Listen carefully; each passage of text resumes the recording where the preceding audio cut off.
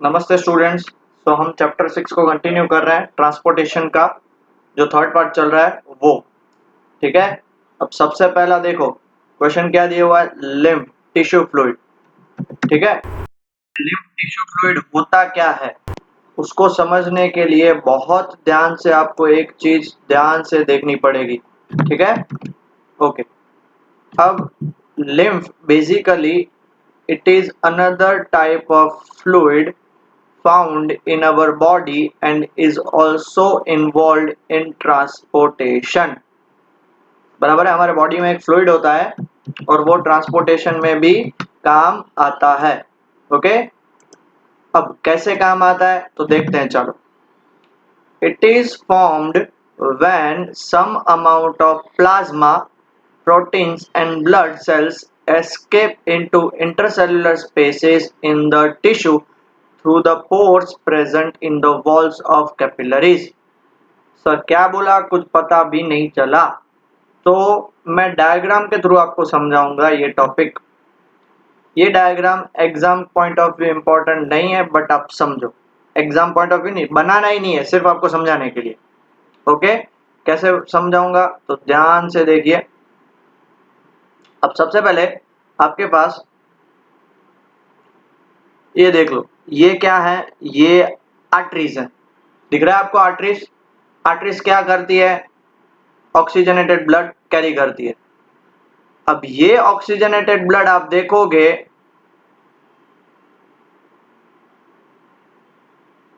हाँ रेडी, ये oxygenated blood आप देखोगे तो ये ऑक्सीजनेटेड ब्लड हर एक सेल तक जाएगा। ये जो छोटे छोटे पीछे आपको ये दिख रहे हैं, ये सारे क्या हैं, सेल्स हैं। क्लियर हो गया बेटा, पक्का? ये सेल्स आप देखोगे, यहाँ पे ये छोटे छोटे जो सेल्स पड़े हैं, ये छोटे छोटे छोटे आर्टरीज कैपिलरीज में जाके टर्मिनेट होती है और वहां से फिर वो सेल को क्या पहुंचाती है, ऑक्सीजन। ये देखो ऑक्सीजन जो मैंने लिखा है वो।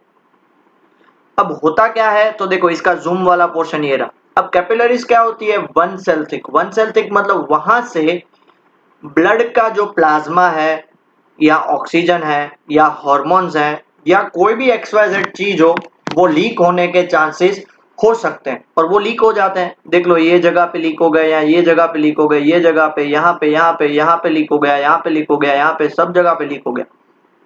बट है तो वो ब्लड का ही पार्ट, इसलिए बॉडी के लिए तो काफी जरूरी है।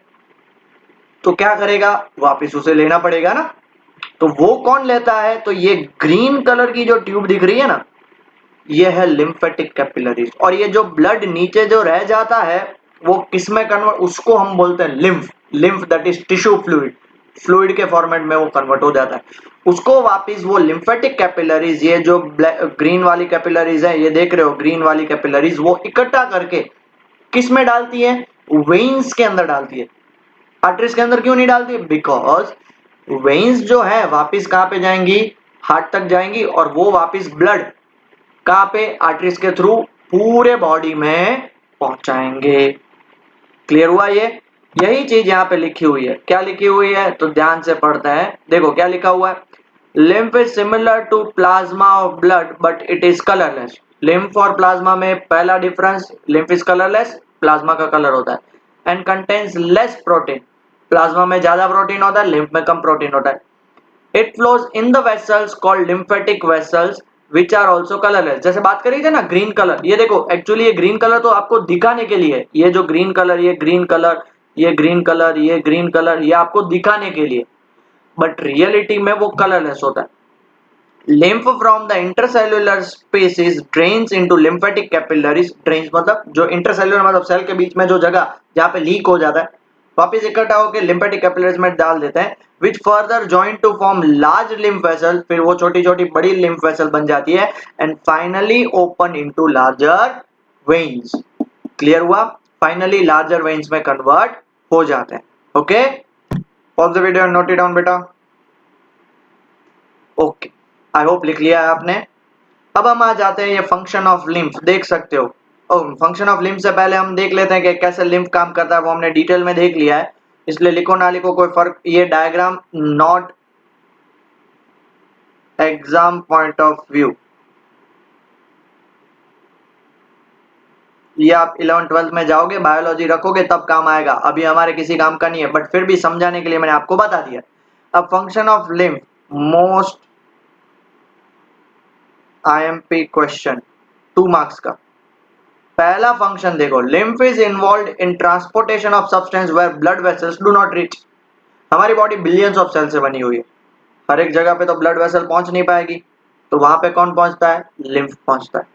दूसरा, lymph carries digested and absorbed fat from intestine and drains excess fluid from extracellular space।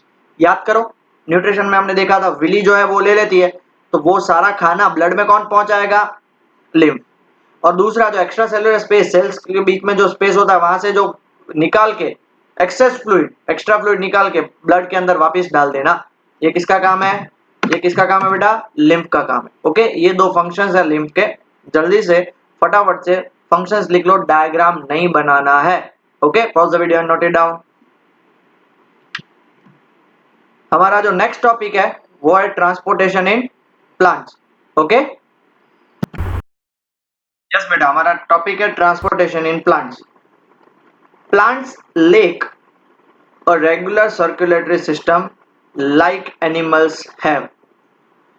We all know that plants prepare their food from carbon dioxide and water in their leaves.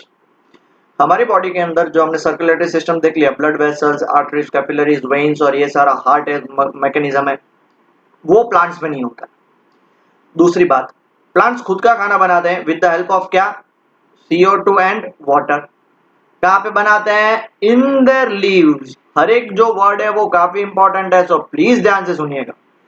The other material present in plant body like nitrogen, phosphorus and minerals are taken directly from the soil, whereas photosynthesis के लिए दूसरे minerals भी चाहिए, वो soil से सीधा ले लेंगे। क्लियर हो गया इतना? The conduction of some material to short distances occur through diffusion, while for longer distances a need of proper transportation system arises। मान लो इतने छोटे छोटे प्लांट्स हो, तो मल्टीसेलुलर ऑर्गेनिजम्स हो, तो प्लांट्स वाले जो अमीबा से थोड़े बड़े हो, तो उनमें डिफ्यूजन के थ्रू हो सकता है। बट कोकोनट ट्री जैसे बड़े प्लांट्स हो, तब क्या करेंगे हम? तो उसके लिए एक प्रॉपर ट्रांसपोर्टेशन सिस्टम होनी चाहिए, क्योंकि रूट से जो पानी, मोस्टली पानी कहां से मिलता है? रूट से। तो वो कोकोनट ट्री तो इतना बड़ा है, तो उधर तक कैसे पहुंचेगा? तो उसके लिए दो पाथवेज हैं, देखो। Therefore, two pathways have developed in plants independently, which comprises of, किससे बने हुए थे? पहला जाइलम टिश्यू और दूसरा फ्लोएम टिश्यू। क्लियर हुआ? Both xylem and phloem carry substances from one part of the plant body to another। Xylem phloem दोनों का काम है एक जगह से दूसरी जगह पहुंचाना, बट डिफरेंस क्या है? देखिए, xylem transports water and minerals obtain from the soil. Xylem का काम है वाटर एंड मिनरल्स को पहुंचाना। Phloem, that is vascular tissue, transports products of photosynthesis from leaves to other parts of the plant. और phloem क्या? In short, हम सीधी भाषा में बात करें ना, तो जाइलम पानी और मिनरल्स पहुंचाता है और फ्लोएम खाना पहुंचाता है। क्यों खाना पहुंचाता है? तो खाना कहां पे बनता है? हमने अभी बात किया, कहां पे बनता है? देखो, ये जगह है place where food is made. अब यहां से खाना हर एक जगह पे पहुंचाना है। कहां तक पहुंचाना है? पूरे प्लांट में, पूरे ट्री में। तो उसके लिए कौन है रिस्पॉन्सिबल? फ्लोएम। क्लियर हुआ? एक important note, plants have low energy needs as they do not perform physical movement. हम यहां से वहां पे, वहां से यहां पे भागते रहते हैं, एक जगह चुप नहीं बैठते। प्लांट्स को तो कोई फर्क ही नहीं पड़ता, प्लांट्स एक ही जगह पे बैठे रहते हैं। And have a larger proportion of dead cells in many tissues. आपने ऑलमोस्ट सारे प्लांट्स देखेंगे वो काफी क्या होता है? स्टिफ होता है। स्टिफ मतलब कड़क होता है। क्यों पता है? और वेयर इज हमारी बॉडी देखो सॉफ्ट है काफी। हमारे बॉडी के अंदर ऑलमोस्ट लिविंग सेल्स है। ऑलमोस्ट लिविंग सेल्स मतलब more than 90% cells, more than 90 95, almost 99% cells living cells है। तो हमारे बॉडी को हर एक सेल को एनर्जी चाहिए। वेयरएज प्लांट का जो आउटर पोर्शन होता है ना, वो डेड सेल से बना हुआ। डेड मतलब वो कड़क बन जाते हैं, स्टिफ बन जाते हैं, हार्ड बन जाते हैं। इसलिए आप उसकी बार्क देखो या उसका स्ट्रेंथ देखो, वो काफी हार्ड होती है, जिसकी वजह से उसको स्ट्रेंथ मिलती है और बहुत बड़े बड़े जो ट्रीज होते हैं वो खड़े रह सकते हैं। ओके, सो पहली बात तो वो मूवमेंट नहीं करते, इसलिए एनर्जी रिक्वायरमेंट कम। दूसरे, मोस्ट ऑफ द सेल्स उसमें क्या होते हैं? डेड होते हैं। Thus, plants can thus work with a slow transport system. The distance over which transport system have to operate, however, can vary in larger plants such as tall trees. हाँ, कोई plant काफी बड़ा होता है तो वहां पे ट्रांसपोर्ट सिस्टम अलग होगी, कोई प्लांट छोटा होता है वहां पे ट्रांसपोर्ट सिस्टम अलग होती है। ओके बेटा, तो यहाँ पे आपको समझ में आ गया ट्रांसपोर्टेशन इन प्लांट्स कैसे काम करता है। ठीक है, चलो pause the video, note it down. अब सबसे पहले हम ट्रांसपोर्ट ऑफ वाटर पढ़ते हैं। ठीक है, सबसे पहला पार्ट ट्रांसपोर्ट ऑफ वाटर। कौन रिस्पॉन्सिबल है वाटर को ट्रांसपोर्ट करने के लिए? जाइलम। तो देखो, xylem tissues of plants have interconnected network of vessels and tracheids of root, stems and leaves. ये सब कहाँ पे होते हैं? रूट, स्टेम और लीव में पूरा उनका इंटरकनेक्शन होता है वेसल्स और ट्रैकेट्स का। They form continuous system of water conducting channel which reaches all the parts of the plant. ऐसा नहीं कि बीच में लीक है, एक जगह से ऊपर तक वो पूरा कंटिन्यूस है। अब होता क्या है, ध्यान से पढ़िएगा, इसके बाद मैं फिगर में आपको डिटेल में समझाता हूँ। At the roots, cells in contact with the soil actively take up ions, creating a difference in the concentration of these ions between the roots and soil, which is known as root pressure। क्या बोला, कुछ पता नहीं चला? Okay, diagram दिख रहा है बेटा आपको? पक्का सबको दिख रहा है? okay. तो आप देख सकते हो ये वाला जो पार्ट है यहाँ पे रूट्स है,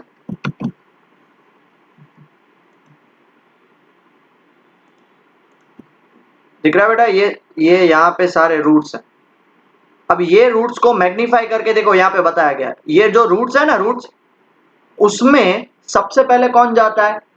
आयंस जाता है। कैसे जाता है, चलो ध्यान से देख लेते हैं। अब होता ऐसा है कि रूट्स के अंदर आयंस ट्रांसफर होते हैं, तो इनसाइड द रूट वाटर का जो कंसंट्रेशन है वो क्या होगा? लो।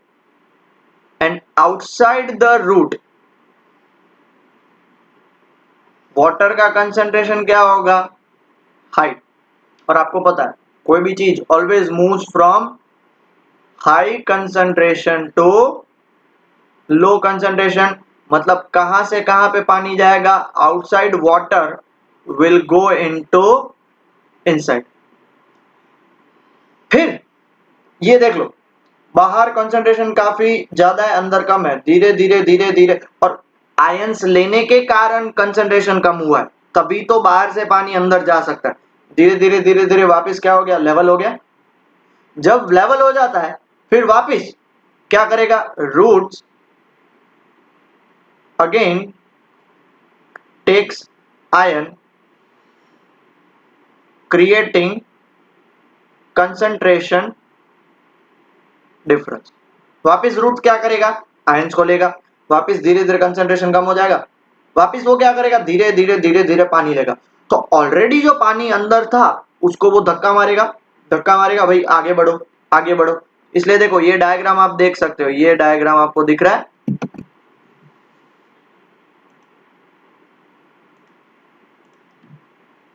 ये डायग्राम दिख रहा है बेटा? ये डायग्राम देखो, ऊपर पानी ऊपर जा रहा है, ऊपर जा रहा है, बट उसकी भी एक लिमिट हो सकती है रूट प्रेशर के कारण। क्यों? ग्रेविटेशनल फोर्स नीचे खींचेगा, पानी ऊपर कितना तक जाएगा? एक लिमिट तक ही जा सकता है ना। आपके घर में नीचे से ऊपर पानी भेजने के लिए आप मोटर का यूज करते हो कि नहीं? वरना तो सीधा ऊपर चला जाए, पर कौन उसे नीचे खींचता है? Gravitation force. तो लास्ट तक, दैट इज यहां तक पानी पहुंचाने के लिए किसका काम आएगा? तब हमें काम आता है ये ट्रांसपीरेशन काम आता है। अब ये ट्रांसपीरेशन क्या है? तो ये लीव्स जो होती है, लीव्स उसके टॉप मोस्ट, ये देखो लीव्स है, उसके ऊपर स्टोमेटा होते हैं कि नहीं? स्टोमेटा से वाटर इवापोरेट होता है। अब वाटर इवापोरेट हो जाएगा तो उसके कारण क्या होगा? उसके कारण देख लो आप। अब एट लीव्स क्या होगा? एट लीव्स क्या होगा? जल्दी से बताओ। Water goes out of leaves through stomata। मतलब H2O कंसंट्रेशन एट लीव्स वो क्या हो जाएगा, कम हो जाएगा, और यहाँ पे वाटर का कंसंट्रेशन क्या रहेगा, ज्यादा रहेगा। तो उसके कारण क्या होगा, वाटर मूव्स अपवर्ड। आप टेंशन मत लीजिए, ये सब कुछ नोट्स में लिखा हुआ है, बट आपको समझाने के लिए। वाटर धीरे धीरे कहां पे जाएगा, ऊपर जाएगा। वाटर मूव्स अपवर्ड, धीरे धीरे धीरे धीरे पानी ऊपर जाएगा, और एक टाइम आएगा धीरे धीरे पानी ऊपर जाएगा। क्यों जा रहा है, बिकॉज यहाँ पे ऊपर ऊपर दैट इज आप देख सकते हो, ऊपर यहाँ पे ये लीव्स के पास और ये रूट्स के पास ऊपर पानी जाता है। क्यों, यहाँ पे H2O का कंसंट्रेशन कम है और यहाँ पे H2O का कंसंट्रेशन ज्यादा है, तो हमेशा कम से ज्यादा। कैसे होता है पता है, मैं आपको बताता हूँ।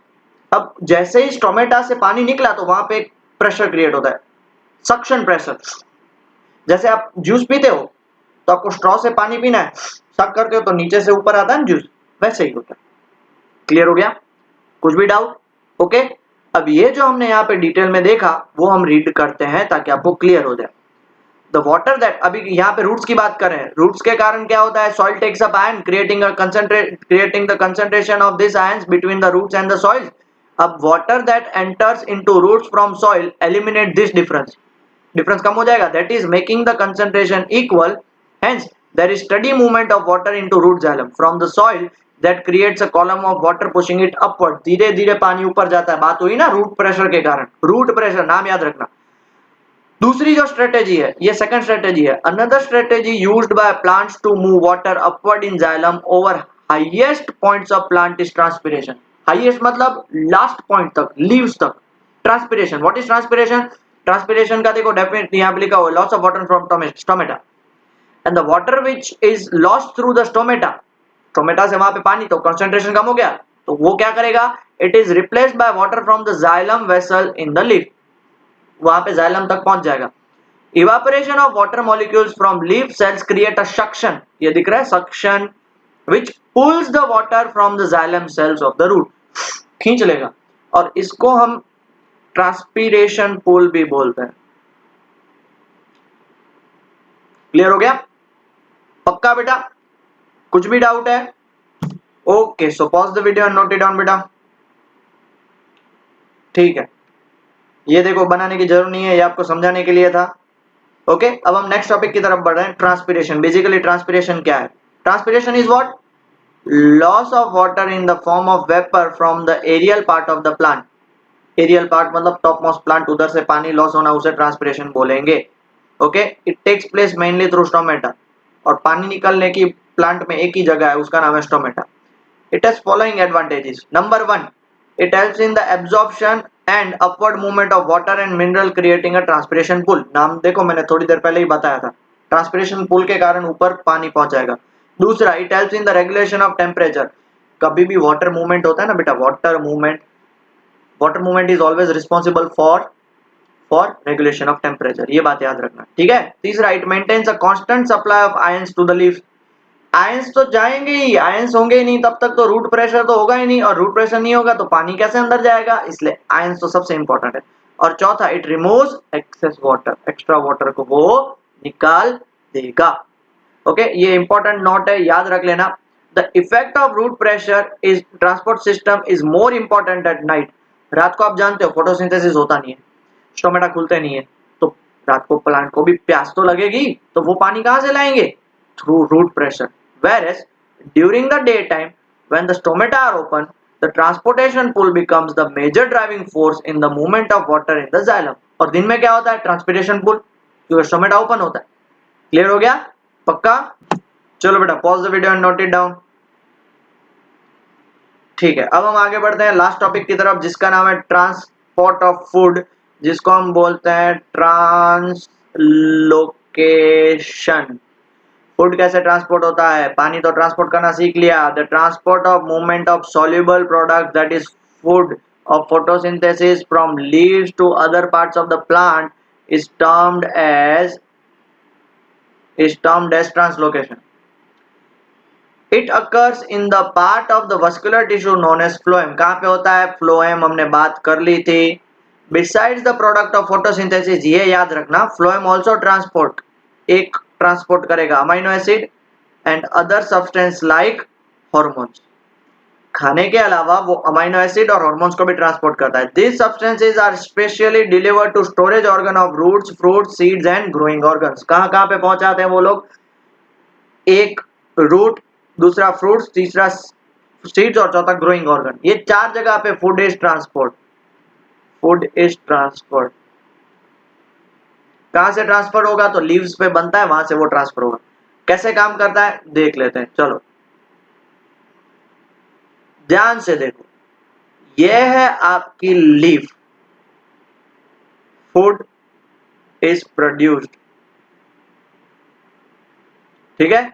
यहां पे जो खाना प्रोड्यूस होता है वो मुझे लेके जाना है कहां पे? रूट के पास। मान लो रूट, अभी बात करी ना, ये देखो root, fruit, seeds and growing organs last में लिखा हुआ है, वहां पे लेके जाना है। कैसे काम करेंगे? अब सबसे पहले क्या होता है, ध्यान से सुनना, यहाँ पे एक चीज का काम आएगा, वो है एटीपी। एटीपी का काम आता है यहाँ पे। ATP is what? Adenosine triphosphate, जो एनर्जी होती है। एनर्जी के थ्रू यहां से सुक्रोज इस फ्लोएम के अंदर जाएंगे with the help of companion cell.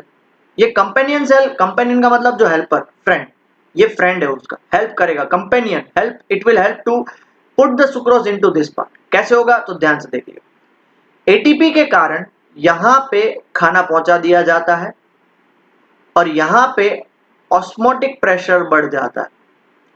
उसके कारण पानी इधर अंदर आएगा। पानी जैसे ही अंदर आया तो आपको पता है पानी कहीं एक जगह पे टिक नहीं सकता है, सो पानी विल फ्लो डाउन।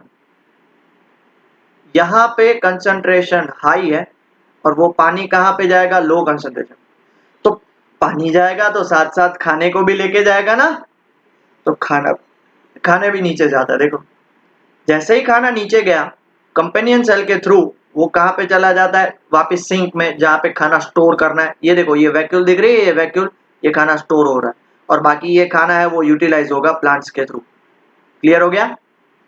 और तब पानी का क्या होता है? तो पानी वापस जाइलम में चला जाता है। क्यों? क्योंकि इधर पानी का कंसंट्रेशन हाई है और इधर पानी का कंसंट्रेशन लो है। इतनी बात घुसी दिमाग में बेटा? पक्का? ये डायग्राम वापस नहीं बनाना है, ये आपको समझने के लिए। ओके ओके बेटा, समझ में आ गया? वापस बता रहा हूं, डायग्राम इज नॉट इम्पोर्टेंट। बराबर है? क्लियर हो गया बेटा? किसी को भी कुछ डाउट है? चलो pause the video and note it down.